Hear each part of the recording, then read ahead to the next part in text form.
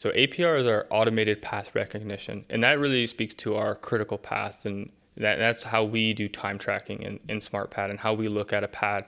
And so for every well on a pad, we're going to give it like a swim lane, and we're going to define for every second a time block. And so how much time did you spend doing these things?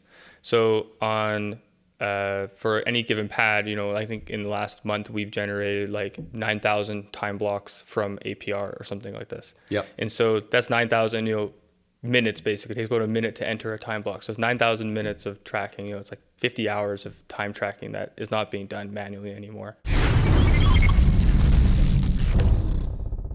My name is Derek Mathewson. I'm the director of product here at Coldbore. I've been at Coldbore for about 2 years now. I came in as a product owner, product manager, and I was the first product person here, and built up our product team now. And now we have a team of there's 5 of us or 6 of us, including me. Yeah. And a lot of what we do is we work between the software team and between the sales team, and we have a good mix within our team of technology people like myself and people with oil and gas and more frac experience, and we come together. We work very closely together to work with the operators and look into the data and figure out what problems are we trying to solve, what problems can we solve, and what kind of value can we bring to those clients. Yeah. So where did you get started? So education-wise, how did you get into this area? Yeah, so I went on an interesting journey. I started off at SAIT for the electronic technologist program. Out of SAIT, I went to work at Evolution Engineering, and their MWT tool, they, kind of claim to fame was the dual telemetry MWT, and that got me into oil and gas side of things, and got to go to the field on directional drilling sites quite a bit there. During the downturn in 2015, me as long as half of Alberta got laid off, and so I decided I'm going to go finish my degree, and I went to UVic for electrical engineering. Yeah. And once I finished that, I wanted to get back into oil and gas. I tried my hand at my own startup, and just out of my bachelor, pretty naive but gung ho and wanted to take a stab at things.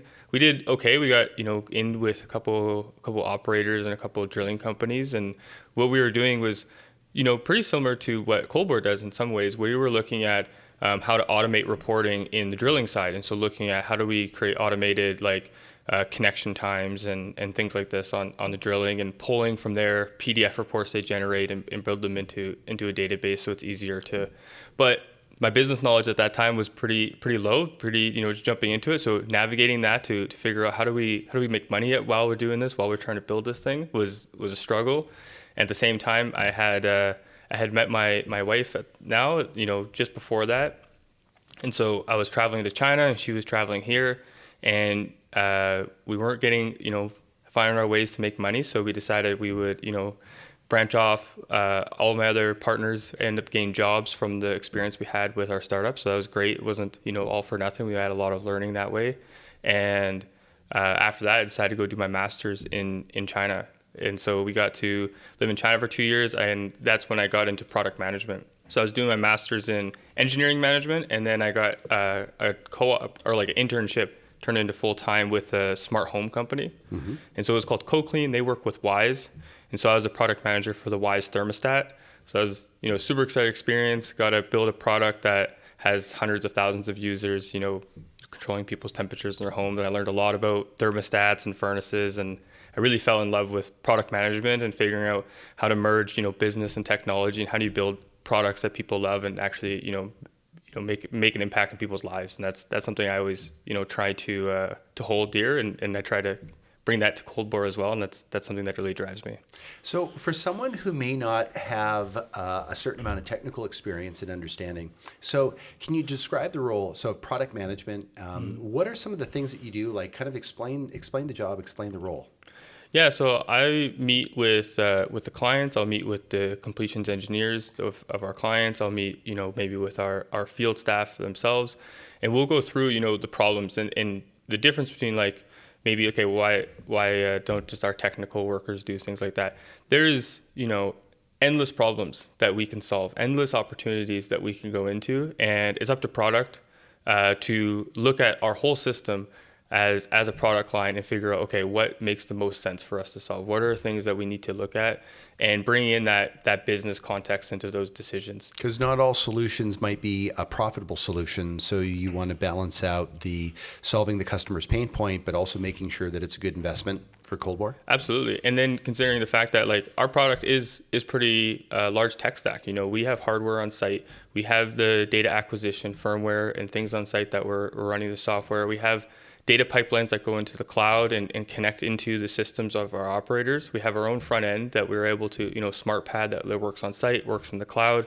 That's for data entry as well as for people to get insights from, you know, as well as in mobile. And so for product, we need to think about our whole system holistically, and this whole product as one. And okay, how do we keep advancing this forward? How do we bring the most value from this thing to different clients? So it's like, yeah, the solutions to what you're saying, but also, you know, our software team and our more technical people, they'll be very specialized into one unit. And then we'll have like a product person that really knows one spot. You know, Tyler really owns the automation side of things. And then my position as director, I'm trying to like, you know, be everywhere a little bit and just be like, okay, these things make sense. Like we're pushing on all the right spots that we think are gonna, you know, really come together. Because one of the biggest things, like we go build anything, but we want the sum of the parts to be more valuable than any even individual features or anything we build. So take me to China and just tell me a little bit about what was the experience like living. Well, one, it's a foreign country. It's a long ways away. There's a big language barrier. So what was it like living in China for, what was it, 2 or 3 years? Yeah, 2 years. I probably spent 3 years in total in China between like visits and things like that. It was an amazing experience. I absolutely love living in China. It's just, you know, there's so much to see. It's like, I never really planned to go to China before I actually ended up going. I got a co-op and it just kind of worked out, and it was like, oh, okay, I'll apply to this. And I got in, and then I ended up just loving the experience. Like China is so vast. You can travel, you know, every year and never see all the stuff that they have to offer. It's really interesting because they have so many different like inner cultures too, of like different food, different ways of living between the different regions in China. And so the longer you spend there, the more you learn to appreciate the nuance of the culture and the history that they bring, and you know, just how vast of a country it is. But it's also overwhelming when you first land there and you're driving and you can't speak to anybody. You're just ordering food by pictures, like you can't read anything. Like it is overwhelming. It takes a minute to get used to that, but once you're used to it, it's great. It's just like, you know, everyday life, and you know, it's just a lot of fun being there. So getting into product management, can you take me through what were some of the things that you learned? So when you started working with that smart home company, I imagine that you probably had some interesting experiences. And did you have some meaningful experiences that have kind of impacted your career and impacted how you actually approach project or product management? Yeah, absolutely. I think one of the big eye-opening things, and I learned a lot because I was very fortunate. I got to work next to my COO, and he was owning the smart thermostat before I came in, and then so we got to really co-own it, and I got to learn a lot from him. And he was, you know, he just seemed like he could be everywhere all at once and know everything going on. And I think that was like one of the big learnings of being like getting into product, is realizing that like we're all working on the same thing, but everybody's very specialized in the thing they're thinking about. Marketing is thinking about, how do I market this thing? They don't care about what the next feature you're going to build is. They don't care about how the tech underneath works. Or maybe they care, but that's not their job. Their focus is on, how do I market this thing? The technology guys, the software guys, is how do I build this thing that you've asked me to build? Not, does this thing you've asked me to build bring value? How will the user use it? The designer is, how do I design the thing you've asked me to build to look the fit and the nice it's going to look? And it's up to the product person to see all of these things. See, oh, here's our manufacturing run. This is how much this thing's going to cost. This is what our pricing is going to be. These are the features we're going to offer. This is how we're going to market that. And ultimately, do all these things come together to be the sum is greater than all the parts? Because if it's not, then you're like, what are we doing? Like, let's just go consult for somebody else. Yeah.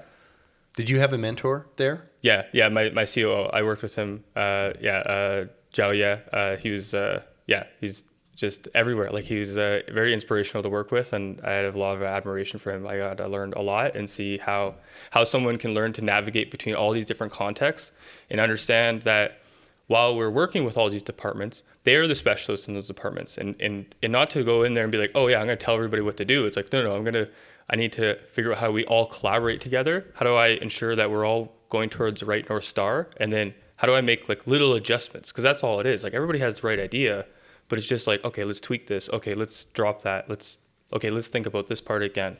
Okay, are we meeting these deadlines? Are we ready for this release? Is this whole thing going to be profitable when we're done? And so it was awesome, like learning from him and watching how he managed it. And I always try to just be as close to that as I can, because he was a real master at it. So how do you facilitate the coordination when you have to work with so many different departments and people in order to be able to bring a product to market that is going to, it solves the customer's problem, it adds value to what they're doing, it's profitable for the business, it's something that can be maintained and it can be developed over time. Like, how do you facilitate and coordinate between so many different people and teams? Yeah, it's an interesting thing because it also changes like company to company, right? Like cold bore is not what Wise and Co-Clean was. You know, it's like consumer driven versus B2B. You know, oil and gas versus like a consumer electronic. Like the worlds apart, and it's really interesting seeing how you have to like. It's very organic in that sense, right? Like it's personalities, it's you know, what actually brings value. You know, in consumer marketing, there might be higher push on like, you know, we have like making commercials and things like this, right? Where the marketing, but then B2B is like, we're doing like these poker tournaments, and it's like, you got to get to meet that guy. Like it's very individualistic, like individual channel marketing. And so for me, in this case, it's like working with our sales team and empowering them so they have the right tools to basically be able to sell, and you know, they have their own style, and not like, but just making sure that I can provide them the support that they need in those kind of scenarios. And so figuring out like, how do you coordinate these and collaborate them? It's hard. There's not a one fits all solution. It's different at I think every organization is like, what fits your business model? And it's really interesting figuring out what your business model actually is in the long run. And cold bore is a really unique spot where it's you know, the idea of like a blue ocean market, right? We're one of the first to markets, and this is a very new niche within oil and gas and within completions.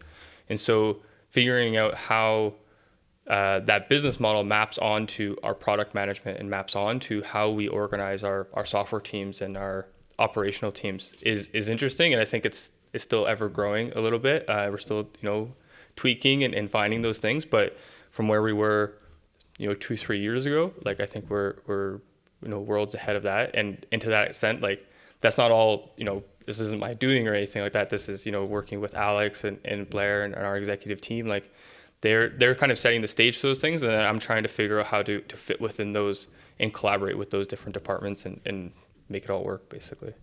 Tell me about your path to cold bore. How did you end up? So you come back from China. So how do you get to cold bore? Yeah, so when I was doing my startup, I had met with Matt Steen, the former CEO of Cold Bore, and we had met, and because he was at Step Energy at the time. So when we were trying to do our startup, we were meeting with, you know, different drilling and oil and gas companies and trying to figure out what we could do. And me and Matt connected, and then a couple of years later, I was finishing my master's. Was having a lot of fun at Co-Clean. I was finding that my Chinese, I was studying all the time, not great at picking up Mandarin. And so I was finding that I was like, if I'm really going to expand on my career and really get into product management, staying in this company, like I have to either get fluent in Mandarin or I have to go find another opportunity. And at the same time, I was kind of just putting feelers out, reached out to Matt, and you know, they were about to take on another investment and going through the next round, and that was 2021. And so I sent Matt my resume. He saw I was doing product management. He's like, this is perfect. This is exactly what we're looking for. And so the stars kind of aligned that way, and it ended up working out. And I'm really happy I ended up making the jump because I've had a lot of fun here. So when you got to cold bore, can you maybe talk a little bit about what was one of the products that you got involved in, you know, once you got here? Yeah, so the first thing was the automation project. And so when I arrived at Colbor in was it July of 2021, I met with Alex and Shane, and the first project we kicked off was the whole automation like department essentially. And so it really started off with just like me and Khaled, and we would meet every day. And I know we were thinking about like how do we build this thing? What are we really trying to do? And what did the automation mean? Like what cold bore kind of does? There's a lot of things. So Yeah. what did the automation specifically mean? Yeah, so the automation, it's funny, Alex, I always bug Alex about this. So he came to us and he's like, I want you to build it like your ants. And he saw this analogy about how with army ants, when army ants are like working, every worker knows what they are, or every ant, like they're either a worker or like a soldier or like a guard or something like this. And their pheromones, they can like detect how many they have. And if they have not enough soldiers, people can change, like the other worker ants will become soldiers or whatever like this. And so we had this idea of like, we need to build an automation system that works like this. It needs to be able to spin up and spin down different systems as needed on site, because we're on site, we have limited computational power. And so we have to like be very smart about how we design these things, as well as we're taking in so many different data points from different companies. But to your point, the real crux of what the automation system was automated reporting, essentially. How do we detect what's going on site? How do we, really take control of this, like what's happening, what's the order of operations, how much time do we spend doing these things? Because we were already grabbing all the data from these different service companies, and we knew that was already a problem. Like, okay, there's nothing really grabbing data from all the service companies. So there's nothing really organizing all this data and setting it up where it's like, okay, you spent this much time fracking, and then, okay, you went to well switch, and then you went to wireline. And so it started from those kind of humble beginnings of like, how do we automate this reporting? And, we were like, we could do this pretty quick. And then you get into it and you're like, oh, this is hard. Like, this is way harder than we thought it was. But it's been a lot of fun, as you dive farther into, especially such a technical problem, you just uncover more challenges, and the challenges are where I think the fun really is, where you're trying to figure out, okay, how do we iterate on this? And now we're at a point, fast forward 2 years with the automation team. And so I was with the automation team for probably about 8 months to 10 months, and then I started, stepping back and looking at the broader picture of the product. But from where we started, where we were struggling to automate, just the frac time block, and now we're automating, across frac, across wireline, well switches, and we have, we're looking at bringing in plan data, and the system works on almost every frac tree available. It works in Canada and the US. Like, it's really amazing the journey that the automation team and the automation system has gone through. And now we're at the other side of it, where it's like, this is really impactful. We're hearing great reviews from our clients, and this thing that we, took a big gamble in, right? Where we put up and we're like, hey, this is a project worth doing. Colbor's invested 2 years into it, and now we're seeing a little bit of the fruits of our labor from that. Well, so introduce ASR and tell us a little bit about why is this, because this is something that is really happening now. And so it's been at least a couple of years in development. So what is it, and why is it actually a very meaningful contribution for customers? Yeah, so I think it aligns to our goal to grab data on site, become that data hub on site, and automate these reporting. And so ASR is the automated stage report. And so it's kind of a bolt-on feature or addition to APR system to our automation stack. So APR is the automated path recognition. That's how we're getting those time tracking. And then we're using ASR. So it's looking at those time blocks. It's looking at that time tracking we've set. And it said, okay, during this time, what are these values, right? What's my average treating pressure? What's my average pump rate? What's my average slurry rate? What's my ISIP? What are all these different metrics and performance things that I want to learn from? And this is really impactful, because some of these are like things that they have to, the operators have to report on for regulators and things like that, as well as they're going to tie these metrics back to their production metrics. So they're using this is getting to reservoir teams, and they're saying, how did we do? How did we go do on this stage? Is there things that we can do better? And the interesting thing of this is like, well, I mean, there's a bunch, but one of the interesting things was as we dove into this and we started asking operators, like, okay, how do you calculate this thing? Yeah, I was going to ask you a little bit about, because ISIPs, right? That is something that has been calculated a number of different ways. And if you're doing a job and you're trying to compare one job to another job, if the calculations are different, the numbers are different, and you're not really comparing apples to apples. Yeah. So how did you guys actually even come up with the fact that to even discover some of these problems, that there are inconsistencies just in the way that certain calculations are even done? Yeah, I mean, it's just asking the question, going to and is one of those eye-opening things. You go to ask them, and you're like, how do you calculate this? And ISIP is one where they might have a way, but then like, how do you calculate average treating pressure, average pumping time? And they'll be like, oh, actually, I don't know. Yeah. When does the frac actually start? Yeah. Right. How do you define that? Is it the start of rate? Are you defining when you're at rate? Are you like, what are you really looking at? And because there's no standard to that, and to ask there to be a standard is very complicated, right? These guys are managing super complicated projects, so for them to be like, oh, this is how we calculate average pumping time, and then to go into their frac crews and really just try and stay on top of that is really a challenging feat, because for the frac service companies, they're doing a lot of this reporting, but a lot of it's manual entry, right? They're clicking in their systems, and they're like flagging, okay, this is the start of pump time, this is the end of pump time. So there's that aspect of human error, but also of like, if you have the standard, it's not just a standard across all of it'd be like, okay, we need a standard across all our fleets, how we calculate pump time, and then we need to go each of those fleets, we need to make sure we train up each of those like frac engineers and make sure that they're clicking the same way together. Yeah. And they already have, vast amounts of SOPs they need to follow. So SOP on every metric and how they calculate it adds a lot of complexity. And I think our tool, where we can automate a lot of this and standardize it, connect all of these pads together where it's easily addressable, brings a lot of value, right? And I think we're still at the earlier phases in seeing the value on the other side of this, where it takes a long time for that data sample to get large enough that it really creates that impact on the other side. Yep. And as far as like how much human error was introduced, how much inconsistency, and what's the impact of that on the other side, as far as the reservoir engineers and the production, looking at like, how do we make better? I don't know if we'll know what those impacts are. We don't know how severe the situation was until we see it large in our data samples, and maybe somebody can tell us at the end where it's like, oh yeah, this really did have that huge impact that we were looking for. Well, with the auto stage reporting, so the frac engineers are going to be providing these reports anyway. So cold bore, though, has the ability to generate these automatically. So cold bore is able to basically standardize, so you can say, all of the information, all the data is going to be more accurate because you're reducing. There's no human intervention. So the data is what the sensors are recording.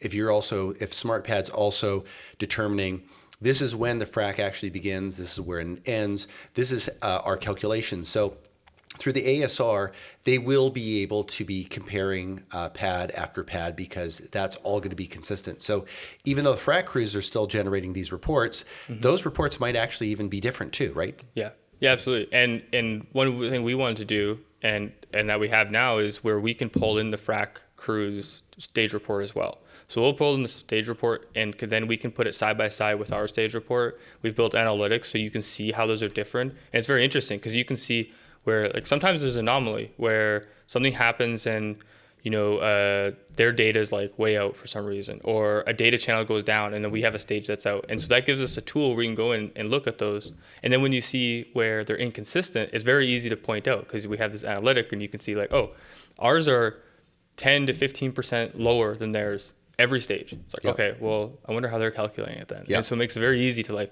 go metric by metric. Oh, how are these different? Why are they different? We can have these conversations now, and it doesn't take as much investigation, doesn't take as much time, because we have these tools kind of set up now. Yes. So one of the things too that's actually also very timely is, so cold bore is now at 100% APR. So what does APR stand for, and can you just describe what that actually means, and why is it a big milestone for cold bore? Yeah, it is. It's been a long journey, and it's super exciting to see. So APR is our automated path recognition, and that really speaks to our critical path, and that's how we do time tracking in SmartPAD and how we look at a pad. And so for every well on a pad, we're going to give it like a swim lane, and we're going to define for every second a time block. And so how much time did you spend doing these things? So on for any given pad, I think in the last month we've generated like 9,000 time blocks from APR or something like this. Yep. And so that's 9,000, minutes basically. It takes about a minute to enter a time block. So it's 9,000 minutes of tracking. It's like 50 hours of time tracking that is not being done manually anymore. Well, for someone who maybe also doesn't know, so for example, like maybe just talk a little bit about the valve position sensors, because this is kind of a key part of being able to track the positioning of valves, allows you to understand who's doing what on site and when. Yeah, absolutely. And so that speaks a lot to what you're saying, the milestone of APR being on every pad. And so the reason this big milestone is really complicated, right? Like we work with a bunch of different operators and they have different frac tree setups. They have different, standards on how they actuate those valves. And now with our current pad setup, we're able to work with all of them. And so, over time, we're just continuing to expand on the value and what we can bring. And the valve sensors that Cold Bore, implements, that really is the one of the key points of APR. So we're looking at those valve transitions, and that's what's really defining a lot of our time blocks, or at least the start of them. And so we're looking at, like, say, frac, and we're looking for certain valve transitions. And once that valve opens, we're like, okay, like here's a frac on this stage. And then we're looking for those rates. We're looking for proppant concentration. And then we're able to build what we call sub-activities. So we can break that time block down and say, you spent this much time in idle before you turn your pumps on. You spent this much time getting to rate. Okay, here's where you're in slurry. And over time, we're just going to continue to expand this value. And something we're looking at in the next quarter is what we're calling backfill. And so with backfill, what we're able to do is some things you won't know in real time. It's basically impossible. So one of those is, say, like a sweep. And so what happens when you're sweeping a stage is you'll see the proppant concentration go to zero. And so they're going to like basically flush the stage. And so that's what it looks like to a computer. Like there's no way we would know it's not a flush.